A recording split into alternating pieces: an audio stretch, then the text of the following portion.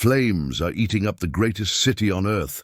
100,000 angry rioters fill the burning streets, all shouting one word: death. Inside the royal palace, the emperor, the most powerful man alive, turns to his army leaders. His hands are shaking. He whispers something no one ever expected. "We run tonight. Gold coins drop into treasure chests. Ships are waiting at the harbor to escape.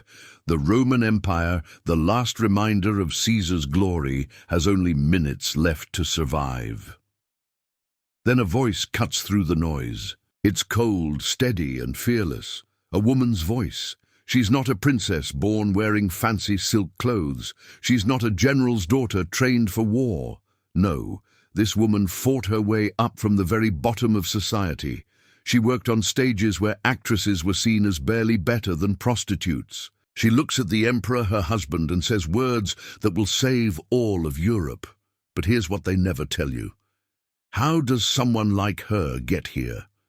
How does a girl from the poor streets become the person standing between civilization and total disaster? This is her story, the story of Theodora. Let's go back 25 years. Forget the palace, forget the crown. We're in the dirty back streets of Constantinople, the greatest city in the world, if you happen to be rich. If you're poor, it's terrible. The year is around 500 AD. The Byzantine Empire still calls itself Rome, even though the western half collapsed decades ago. Constantinople is the jewel that remains. It's a city of 500,000 people crammed onto a strip of land, surrounded by huge walls that have never been broken through. The Hippodrome is at the city center. It's not just a stadium. It's the beating heart of Byzantine culture. Picture a building that holds 100,000 screaming fans. Chariot races happen every week. There are wild animal fights, public executions, and political demonstrations. This is where the empire's heartbeat is felt. This is where emperors see what people think. This is where riots start. And somewhere deep in this massive building, in the dark animal pens that smell like blood, fur, and death, works a man named Acacius. He's a bear keeper, not a trainer, a keeper. He feeds the bears, cleans their cages, and makes sure they're mean enough to put on a good show before they're killed for entertainment. It's dirty work. It's dangerous work. It's the kind of job that marks you as permanently lower class. Acacius has 3 daughters, Comito, Theodora, and Anastasia. Then he dies. Maybe it's a disease. Maybe a bear finally got him. The sources don't tell us. What they do tell us is that his death leaves 4 females with 0 money in a society that has very specific ideas about what women without men are worth. Theodora's mother makes a desperate move. She remarries quickly. She finds another bearkeeper to take Acacius's position. But there's a problem. The Blues faction, which controls the Hippodrome Games, already has someone else in mind for the job. They reject her new husband. So Theodora's mother does something shocking. She dresses her 3 daughters in beggars' clothes and parades them into the Hippodrome during a packed event. Thousands of people are watching. She's making a public appeal. Please have mercy on these orphans. Give my husband the job. The Blues ignore them, laugh them off, reject them publicly, but the Greens, the rival faction, see an opportunity. They accept the new husband and give him a position, not because they care about the family, but because embarrassing the Blues is always worthwhile. Theodora is maybe 5 years old when this happens, old enough to understand shame, old enough to remember which faction showed her family mercy and which one threw them away like garbage, old enough to remember what it feels like to be powerless. Her mother, grateful for any income, makes another decision. She puts her daughters on stage, the Byzantine stage. And you need to understand what that means. Theatre in the 6th century isn't like modern theatre. It's not respectable entertainment. Actresses called mimi are considered public property. Legally, they're one small step above prostitutes. Actually, scratch that. Many of them are prostitutes who occasionally perform. The church calls them daughters of the devil. Respectable women won't even make eye contact with them. A senator caught with an actress can lose his position. The social shame is total and permanent. Young Theodora starts as a dresser for her older sister, Comito, who performs in mimes, short theatrical pieces that are part comedy, part striptease, part social satire. She carries her sister's stool on stage and gets laughs from the audience because she's so small and serious. Then she grows up and she becomes a performer herself. The historical sources on this period are complicated. Our main source is Procopius, a Byzantine historian who wrote two very different accounts of Theodora's life. In his official history, written during her lifetime, he praises her as a capable empress. In his secret history written after her death and hidden for centuries, he absolutely destroys her reputation. According to Procopius's secret account, Theodora performed in shows that were clearly sexual. He describes theatrical pieces where she played Leda, seduced by Zeus in swan form, where she stripped on stage, where she did things that pushed every social boundary. How much of this is true? How much is character assassination by a man who hated powerful women? We'll never know for certain. What we do know is this: whether she did everything Procopius claimed, or half of it, or none of it, Byzantine society believed she did. And that belief marked her permanently. By her mid-teens, Theodora is trapped. She's an actress, which means she'll never be respectable. She can never marry a citizen. She can never own property. Her children, if she has any, will be illegitimate, carrying her shame forever. This is her life. This is her ceiling. This is as good as it gets. And then she meets a man named Hesebulus. He's been appointed governor of Pentapolis, a region in North Africa in what's now Libya. He's headed to his new posting and he wants companionship. Theodora sees an opportunity. A governor's mistress has status, security, protection. It's not a marriage, but it's better than the hippodrome. She's maybe 16 or 17 years old when she leaves Constantinople with him. She thinks she's escaping. She thinks this is her chance at something better. She's wrong. Hesebulus keeps her for about 4 years. Then, for reasons the sources don't explain, maybe he's bored, maybe she's too independent, maybe he found someone else. He throws her out, just abandons her in North Africa with nothing. No money, no protection, no way home. And here's what you need to understand about being a Byzantine woman alone in 6th century North Africa. You're not going to make it. There's no social safety. Let no police force that cares if you're robbed or killed. No jobs for women, except the ones that destroy you.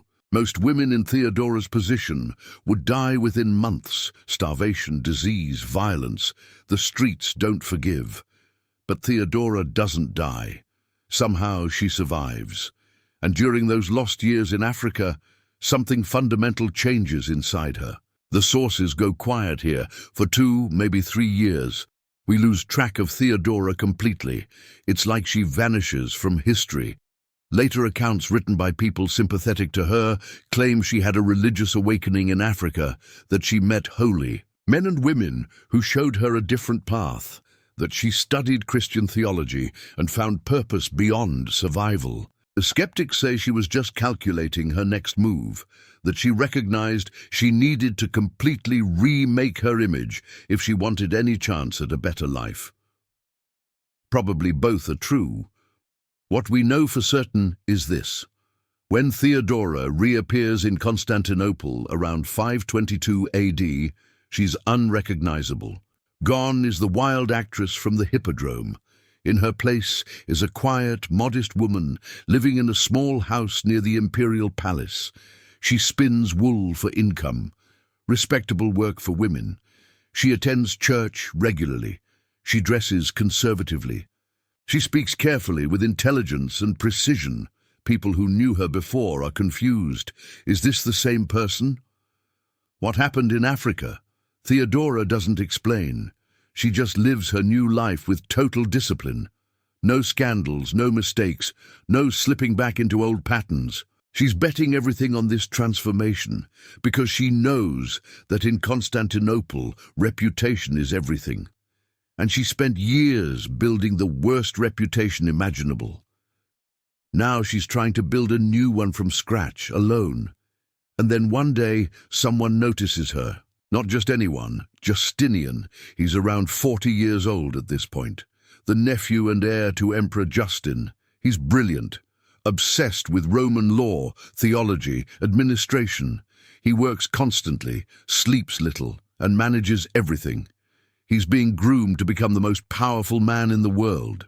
And he cannot stop thinking about this former actress who now spins wool near the palace. How do they meet? The sources don't say. Maybe he saw her at church. Maybe she was introduced by someone at court. Maybe it was a pure chance. What matters is what happens next. Justinian falls in love, not lust, not fascination, love. The kind that makes powerful men do stupid things. He wants to marry her, make her his wife, his partner, his equal. This is insane, legally impossible, socially catastrophic. There's a law written into Byzantine legal code that specifically forbids senators from marrying actresses. It's designed to maintain social order, to keep power in the hands of respectable families, to prevent exactly this scenario. Justinian doesn't care. He starts bringing Theodora to court functions, introduces her to senators who look at her like she's a disease, tests their relationship against the full weight of Byzantine society's contempt. And Theodora? She stands beside him silent, composed, enduring every whisper, every insult, every turn back with the same patience she learned in Africa. She knows what they're thinking. Who does this woman think she is? She doesn't defend herself. Don't argue, just exists with such quiet dignity that it makes her enemies even angrier. But there's one person who can stop this marriage permanently. Empress Euphemia, Justin's wife, the current empress. She was a barbarian slave before marrying Justin when he was just a soldier. You'd think she'd sympathize with Theodora, right? One low-born woman who made it should help another. Wrong. Euphemia despises Theodora. Maybe she's protecting imperial dignity. Maybe she's jealous that Theodora caught Justinian's eye. Maybe she genuinely believes an actress would corrupt the empire. Whatever her reasons, Euphemia uses every ounce of power she has to block this marriage. As long as she lives, Theodora remains a scandal, a mistress, a woman respectable society pretends doesn't exist. So they wait. Months turn into years. Justinian and Theodora's relationship continues, but they can't marry, can't make it official. Theodora lives in this horrible limbo, too important to dismiss, too scandalous to acknowledge. Then in 523 AD, Euphemia died. The sources don't tell us how Theodora feels about this, but we can guess. Within months of Euphemia's death, Justinian makes his move. He goes to his uncle Emperor Justin and says, "Change the law." The Senate protests. The church objects. The nobility is horrified. Nobody wants this actress wearing imperial purple. Justin changes the law anyway. Not for Theodora, for his beloved nephew. The decree is carefully worded. It allows repentant actresses who've abandoned their former lives to marry into the Senate. One woman, one law, written specifically for her. In 525 AD, Theodora married Justinian. The ceremony is lavish, public, official. Theodora stands in the Hagia Sophia, the greatest church in Christendom, and becomes a senator's wife, an imperial princess, one step from the throne. The nobles attend because they must, but their faces say everything. Disgust, rage, humiliation. 2 years later, Emperor Justin dies. Justinian becomes emperor, and Theodora, the bear-keeper's daughter, the actress from the gutters, the woman abandoned in Africa, the scandal that wouldn't go away, becomes empress of the Byzantine Empire. You'd think this is where the story ends. The ultimate rags-to-riches tale. Poor girl makes good. Roll credits, but Coronation Day isn't the end. It's barely the beginning. Theodora doesn't become a decorative empress. She doesn't smile and wave and stay out of politics like Byzantine empresses are supposed to. She becomes something the Byzantine world has never seen. A co-ruler. Justinian doesn't just love her. He trusts her judgment completely. He consults her on everything: military appointments, religious policy, legal reforms, foreign diplomacy. She sits in on council meetings, makes decisions, gives orders. Their official coins show them side by side, crowned equally. Imperial documents name them together as joint rulers. Justinian and Theodora, rulers of the Romans. This isn't ceremonial. This is real, functioning, shared power. The senators and nobles who already hated her are now forced to bow, to seek her favor, to beg for her approval on appointments and policies. And Theodora, who remembers every insult, every turned back, every whispered comment from the years she spent being humiliated at court, uses her power with surgical precision. She transforms the laws protecting women, makes it illegal to force women into prostitution. A revolutionary concept in 6th century Rome, creates homes and convents for former sex workers, giving them paths to respectable lives. Outlaws the trafficking of young girls into theatrical companies. Gives women rights in divorce proceedings. A senator who insulted her years ago at a court function. His property mysteriously seized. His family exiled to distant provinces. His career was destroyed. A general who questioned her authority in a council meeting, dismissed from service. His reputation was ruined by carefully placed rumors. A bishop who preached against her from his pulpit, suddenly investigated for corruption, removed from his position, replaced with someone more cooperative. She doesn't do this publicly, doesn't make dramatic scenes. She's far too intelligent for that. The orders come quietly. The consequences arrive slowly. By the time you realize you've offended Theodora, it's already too late. People start to fear her more than they fear Justinian. The emperor is brilliant, but predictable. You know what he cares about, what he'll reward, what he'll punish. Theodora is different. She's calculating in ways that make powerful men nervous. She also gets deeply involved in religious controversies. The Byzantine Church is splitting over obscure theological questions about Christ's nature. Justinian supports the Orthodox position. Theodora quietly protects Monophysite Christians, a minority sect facing persecution. Why? Maybe she genuinely believes in their theology. Maybe she's building political alliances. Maybe she just likes having her own power base separate from her husband's. Whatever her reasons, she harbors Monophysite monks and priests in the palace, protects them from persecution, and influences church appointments to favor her faction. This is dangerous. Religious disputes in Byzantium can trigger riots, revolts, civil wars, but Theodora doesn't back down. She plays religious politics like a chess master, always 3 moves ahead.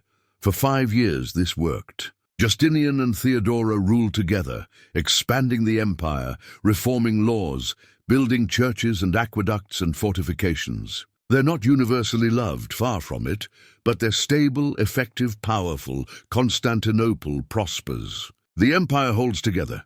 And then, in January 532 AD, everything started to burn. To understand what happens next, you need to understand the blues and greens. They started as chariot racing factions. Think ancient sports teams, blue team versus green team.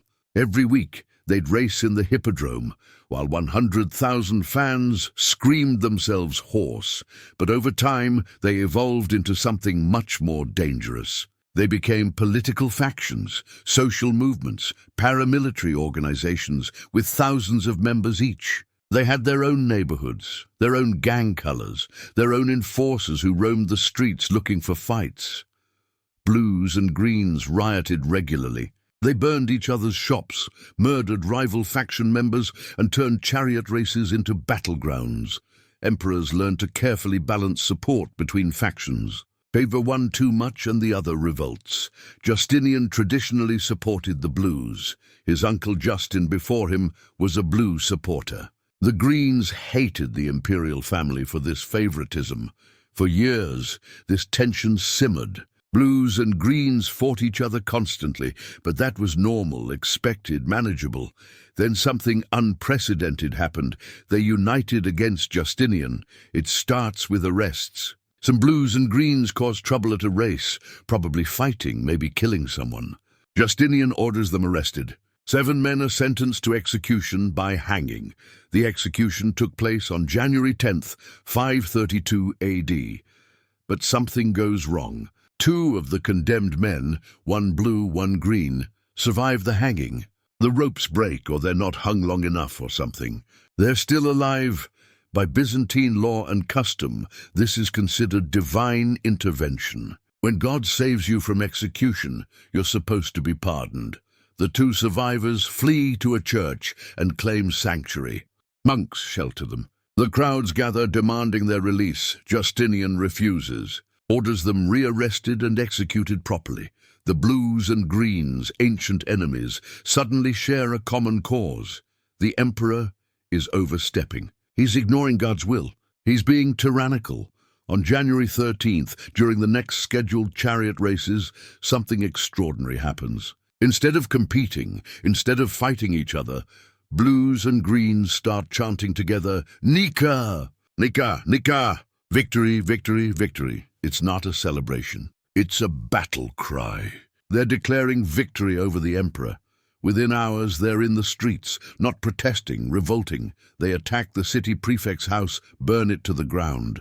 Move on to the Senate building, torch it. Target tax officials, government buildings, anyone associated with Justinian's administration. The fires spread block by block. Constantinople is built largely of wood. When one building catches, the whole street goes. Then the whole district Justinian sends troops. The rioters fight them off. Some soldiers even join the revolt. He offers negotiations. The rioters respond by proclaiming a new emperor, a senator named Hypatius, who probably doesn't even want the job but gets swept up in the chaos. The Hagia Sophia, the greatest church in Christendom, the spiritual heart of the empire, catches fire. It burns to the ground. 1,000 years of history turn to ash in one night. For 5 days, Constantinople burns. The death toll climbs into the thousands. Entire neighborhoods are destroyed. The smell of smoke and death hangs over the city. Justinian tries everything, offers concessions, promises reforms, dismisses unpopular ministers. Nothing works. By January 18th, the palace was surrounded. Rioters filled the hippodrome, the same hippodrome where Theodora's father kept bears, where she performed as a child. They're crowning Hypatius as emperor, celebrating their victory. Inside the palace, Justinian is finished, not just politically, psychologically. He's barricaded in with his advisors, and every single one of them is saying the same thing: run. The council chamber is thick with fear. You can smell it, sweat and smoke drifting in from outside. The distant roar of crowds calling for blood. Belisarius stands by the window. He's Justinian's greatest general, the man who's won every battle he's ever fought. Right now, he's looking at the harbor, at the imperial ships waiting there, calculating escape routes.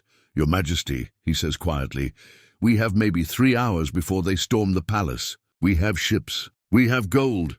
We can evacuate to Thessalonica, rebuild our forces, and return when the city calms. The treasurer nods. I've packed the imperial treasury, everything portable. We can re-establish the court elsewhere. Another advisor. Once we're safe, we can negotiate, offer concessions, maybe even return peacefully. One by one, the most powerful men in the empire make their case. Flee now or die within hours. Justinian looks around the room. These are men who've served him for years, loyal men, competent men. And they're all terrified. He feels it too. That cold certainty, the sense that history has turned against him, that the mob outside will drag him into the street and tear him apart. He thinks about his uncle Justin, who rose from peasant farmer to emperor through luck and military service. About the dynasty they built together, about the dream of restoring Rome's glory. All of it ended because he lost control of a stadium crowd. Prepare the ships, he says finally. His voice is barely a whisper. The room exhales. It's decided. They're abandoning Constantinople, the Byzantine Empire, which has stood for over 1,000 years. Will collapse because one emperor lost his nerve. Men start moving, gathering documents, making lists of who goes on which ship, planning the evacuation. And then Theodora speaks. She's been sitting in the corner this entire meeting, silent, watching these powerful men crumble. Now she stands, and something in her movement makes everyone freeze. If flight were the only means of safety, she says, her voice cutting through the panic like a blade. Still, I would not agree with you. The room goes absolutely silent. Consider this, she continues. Once a man has been born into this world, it is inevitable that he should die. But for one who has reigned, it is intolerable to become a fugitive. She's not pleading, not begging. She's stating facts with the certainty of someone who survived things these men can't imagine. May I never be without this purple robe. She touches the imperial silk, the symbol of power she fought for decades to wear. May I never live to see the day when those who meet me do not call me empress. She looks directly at Justinian, not at the advisors, not at the generals, at her husband, the man who changed laws to marry her. If you wish to save yourself, my lord, there is no difficulty. We are rich. There are the ships. There is the sea. Her voice is perfectly calm. But consider whether, when you have been saved, you will not regret every day that you did not choose death over safety. The words hang in the air like a judgment. As for me, Theodora says, I agree with the old saying, royalty is a fine burial shroud. Silence. Complete absolute silence.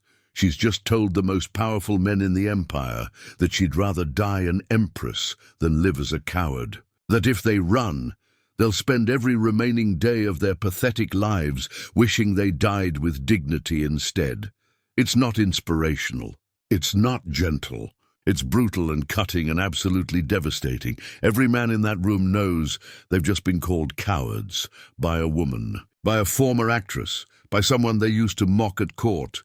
Belisarius straightens slightly. He's a soldier. He understands what Theodora is saying in a way the politicians don't. She's not talking about honor in the abstract. She's talking about practical reality. Run now and you're finished. Die here and you're legends. Justinian stares at his wife, this woman who came from nothing, who survived abandonment, poverty, contempt, who stood beside him when respectable society mocked them both, who never, not once in her entire life, ran from a fight. He sees himself through her eyes, a coward preparing to flee. A man is about to throw away everything because he's scared. The shame is overwhelming. Cancel the evacuation, Justinian says quietly. Then louder, cancel it. We stay. We fight. With Theodora's words still ringing in his ears, Justinian makes a series of rapid decisions. First, no more negotiations. No more concessions. The rioters crowned a rival emperor. This is now a war for survival. And wars end when one side is destroyed. Second, Belisarius takes command. Not the palace guard, not the city prefect, Belisarius, the best military commander in the empire. Third, they're going to end this at the Hippodrome, where it started, where the rioters are celebrating their victory, where Theodora's entire story began decades ago. Belisarius moves fast. He takes his personal guard, maybe 300 veteran soldiers, and another general named Mundus brings additional troops. They're outnumbered 50-1, but they have three advantages. They're professional soldiers. They're fighting in a confined space, and the rioters think they've already won. The Hippodrome is packed. Tens of thousands of blues and greens celebrating together, something that's never happened before.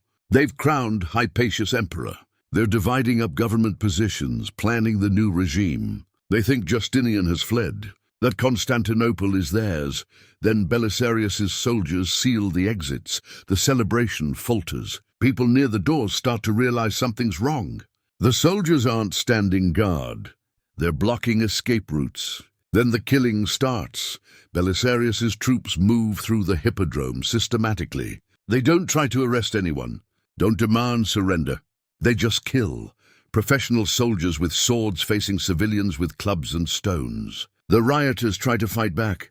They have numbers, but they're trapped in a stadium with limited exits, pressed against each other, unable to maneuver. It's not a battle. It's a slaughter. The ancient sources, written decades later and possibly exaggerated, claim 30,000 people died in the Hippodrome that day. 30,000. Even if the real number is half that, it's still one of the worst massacres in Byzantine history. The hippodrome floor, where chariot wheels usually race, runs red. Bodies pile up against the sealed exits. The screaming can be heard across the city. It takes hours. When it's finally over, Belisarius's men wade through corpses to arrest Hypatius, the reluctant emperor, and drag him to Justinian. Hypatius begs for mercy, claims he never wanted to be emperor, that the mob forced him. Justinian has him executed the next day, along with his brother and anyone else who might remotely threaten the throne. The Nika riots end. Justinian's authority is restored through terror. Constantinople is traumatized, scarred but stable. But here's what you need to understand. Without Theodora's speech, none of this happens. Without her, Justinian flees. The blues and greens install Hypatius as emperor. But Hypatius is weak, chosen by a mob, supported by no one. The Byzantine Empire fragments into civil war.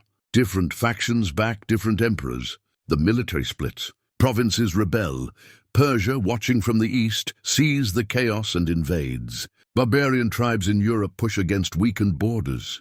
The empire that has held back invasions for centuries suddenly can't defend itself.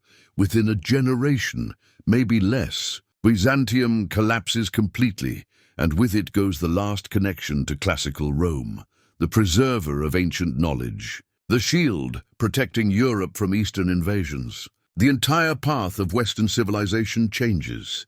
Maybe Islam expanded into Europe centuries earlier. Maybe feudalism never develops the same way. Maybe the Renaissance never happens because the classical texts Byzantine scholars preserved are lost forever. One woman, one speech, one moment of refusal. Theodora didn't just save Justinian's throne that day. She saved Europe's future. After the Nika riots, Theodora ruled for another 16 years. But she's different now. The woman who once had to prove herself is gone. In her place is someone who's passed the ultimate test. She saved the empire when the emperor couldn't, everyone knows it. The senators who despised her, the nobles who mocked her, the generals who doubted her. They all know that when it mattered most, the former actress had more courage than any of them. Her power becomes absolute. She continues reforming laws, more protections for women, more rights in marriage and divorce, harsher penalties for rape and abuse. She builds networks of informants throughout the capital, knowing everything that happens in every noble household.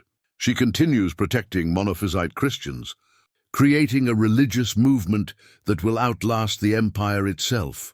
She also becomes more ruthless. A prominent general named John the Cappadocian, one of Justinian's closest advisors, makes the mistake of opposing her publicly. Theodora destroys him, has him framed for conspiracy, stripped of his position, exiled to Egypt, where he ends up working as a priest in a small church. From the heights of power to absolute obscurity, all because he challenged the empress. The message is clear: don't cross Theodora, but she's not just feared. She's also respected, sometimes even loved. The women she saves from prostitution remember her. The reforms she enacts help thousands of ordinary people. The Monophysite communities she protects consider her a saint. In 548 AD, she fell ill. Cancer, most historians think, though the sources aren't clear. She's maybe 48 years old. She died on June 28, 548 AD. Justinian is devastated, completely broken. He rules for another 17 years but never remarries, never finds another partner, never stops mourning the woman who saved him. He finishes the projects she started, maintains the laws she created, builds churches in her memory. The new Hagia Sophia, rebuilt after the riots, includes mosaics of Theodora crowned in imperial purple, standing equal to Justinian, staring out across the centuries. But here's the final twist. The one they never teach in school. After Theodora's death, a historian named Procopius, the same one who praised her in his official histories, wrote a secret book. He called it Anecdota, the Secret History. In it, he absolutely savaged Theodora's reputation. He claimed she was a demon, a prostitute who corrupted Justinian, a manipulator who used sexual favors to gain power. He described her youth in the most explicit, degrading terms possible. made her sound like a monster in human form. For centuries, this secret history was hidden. When it finally surfaced in the 1600s, it became the standard interpretation of Theodora's life. The empress, the scandal, the woman who seduced her way to power. That's how history remembered her for 400 years. It's only in recent decades that historians started questioning Procopius's account, started noticing things that don't add up. First, Procopius wrote two completely contradictory accounts of the same person. In his official history, Theodora is wise and capable. In his secret history, she's a demonic prostitute. Which one is true? Second, the secret history wasn't just hidden during Theodora's lifetime. It was hidden during Justinian's too. And for years after, Procopius never published it, never showed it to anyone. He wrote it in secret and hid it away, probably because publishing it would have gotten him executed. That tells you something. If his claims were based on common knowledge, on things everyone knew, why hide the book? Why risk everything to write accusations you can never publish? Third, every specific degrading claim about Theodora's youth comes from Procopius's secret history. There are no other sources, no contemporary accounts, no other historians mentioning these scandalous performances. Just one man writing in secret decades after the events he describes. Fourth, Procopius had reasons to hate Theodora. He was close to Belisarius, the general who saved the empire during the Nika riots. Later, Theodora accused Belisarius's wife of conspiracy and had her imprisoned. Procopius blamed Theodora for his patron's humiliation. He also hated that a woman held real power. His secret history drips with misogyny. He describes not just Theodora, but nearly every powerful woman in the empire as corrupt, sexual, manipulative. It's not objective history. It's a bitter man's revenge fantasy. So what's the truth about Theodora? We'll never know for certain. Maybe she did perform in scandalous theatrical pieces. Byzantine theatre was rough, and survival demanded doing whatever paid. Maybe some of Procopius's claims have kernels of truth, buried under layers of exaggeration and hatred. But here's what we know without question. She rose from the absolute bottom of Byzantine society to become co-ruler of the most powerful empire on earth. She saved that empire from collapse when every man around her was ready to flee. She reformed laws to protect the most vulnerable women in society. She ruled for 20 years with intelligence and strength, and powerful men tried to erase her for it. They couldn't deny she was empress. Too many witnesses, too many official records, too many coins with her face. So instead, they destroyed her character, made her into a cautionary tale about women who reach too high, want too much, refuse to stay in their place. For 400 years. It worked. Theodora became the empress in popular imagination. The scandal, the woman who proved that actresses and prostitutes were corrupting influences who should never have power. Only now, finally, are historians looking past the propaganda and seeing the real woman underneath. Who was Theodora? So who was Theodora really? Strip away Procopius's hatred. Strip away the Byzantine propaganda, both for and against her. What's left? A survivor. That's the core of who she was. Someone who learned early that the world is brutal to women without power, and that survival means being smarter, tougher, and more calculating than everyone trying to destroy you. She understood power in ways Justinian never could. He was born into the imperial family, groomed for leadership, educated by the best teachers in the empire. Power was his birthright. Theodora clawed her way up from nothing. She knew what it meant to be powerless, to be at the mercy of men who could use you and discard you, to have no legal rights, no social standing, no protection. That knowledge made her dangerous. It also made her the perfect partner for an emperor trying to reform an empire. Think about her legal reforms. They weren't abstract philosophical exercises. They came from lived experience. She knew what happened to women forced into prostitution because she'd lived in that world. She knew how traffickers operated, how they exploited desperate families, how the system enabled abuse. So she changed the system, made it illegal, created alternatives, saved lives, but she was also ruthless. She destroyed enemies without hesitation, used informants and spies to maintain control, played religious factions against each other, accumulated power and refused to give it up. Was she a hero or a villain? Probably both. History's most interesting figures usually are. She was a woman who survived impossible circumstances and refused to be grateful for scraps, who demanded equality and took it when it wasn't offered, who saved an empire and then ruled it without apology. She was also someone who crushed opponents, held grudges, used power in ways that hurt people, who probably made decisions we'd consider unjust today, who lived in a brutal world and responded with equal brutality. The question isn't whether she was perfect.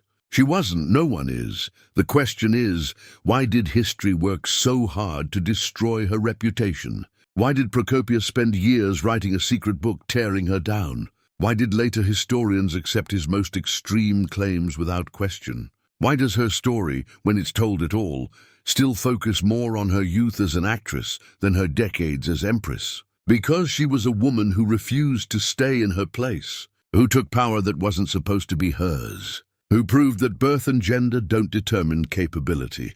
And for 400 years, that was too dangerous to acknowledge. Here's something most people don't know. Theodora's influence didn't end with her death.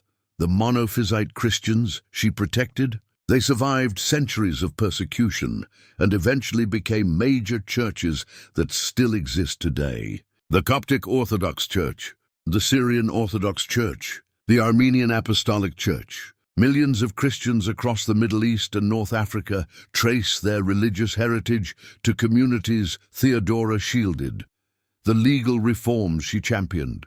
They influenced Byzantine law for centuries. When Justinian compiled his famous legal code, the Corpus Juris Civilis, that became the foundation for European law, many protections for women came directly from Theodora's advocacy. The model of a powerful empress ruling alongside her husband. It set a precedent. Later Byzantine empresses like Irene and Theodora, yes, another one, wielded real political power, partly because Theodora had proven it was possible. Even her enemies' hatred of her changed history. Procopius's secret history became a template for attacking powerful women. For the next 1,000 years, any woman who accumulated political power faced similar accusations. She's sexually promiscuous. She's manipulative. She's corrupting the men around her. The slanders against Theodora echo in attacks on Catherine de' Medici, Anne Boleyn, Catherine the Great, and countless others. The same playbook, used again and again because it worked on Theodora. But here's the irony. By trying to erase Theodora, Procopius ensured we'd remember her. If he'd written a moderate criticism, she was a capable empress, but perhaps too ambitious. History would have filed her away as a minor figure, but by making her into a monster, by claiming she was uniquely scandalous and powerful, he made her unforgettable. People have been arguing about Theodora for 14 centuries, defending her, attacking her, trying to figure out who she really was beneath the legends, and that's a kind of immortality Procopius never intended to give her. So that's Theodora, the woman who saved Europe, the forgotten hero whose name should be shouted from rooftops, but instead gets whispered in footnotes. She was born in the gutters of Constantinople, survived abandonment in Africa, transformed herself completely, married an emperor, saved an empire from collapse with a single speech, ruled for 2 decades with intelligence and iron will, and died knowing she'd changed the world. Then history tried to bury her under 400 years of slander, but she survived that too, because survivors always do. If this story moved you, if it made you angry that you never learned this in school, hit that like button right now. Subscribe for episode 2. Where we're traveling to feudal Japan to meet Yasuke, an African slave who became a samurai, fought in battles that shaped Japanese history, and then vanished from the records entirely. Why was he erased? Who was he really? What happened to him after Nobunaga's death? And why does his story sound like fiction, but turn out to be absolutely, verifiably real? Find out in the next episode of Forgotten Heroes. Drop a comment. Do you think Theodora was a hero or a ruthless operator? Was she justified in her actions? Would you have fled if you were Justinian, or would Theodora's speech have convinced you to stay? Let's debate in the comments. Share this video with everyone who thinks they know history, because they don't, not until they know her story. Remember, history isn't just written by the victors. It's written by people powerful enough to control the narrative. And for too long, women like Theodora have been written out, torn down, or reduced to scandals. Not anymore. Not on this channel. This is Forgotten Heroes. We tell the stories they tried to erase. See you in episode 2.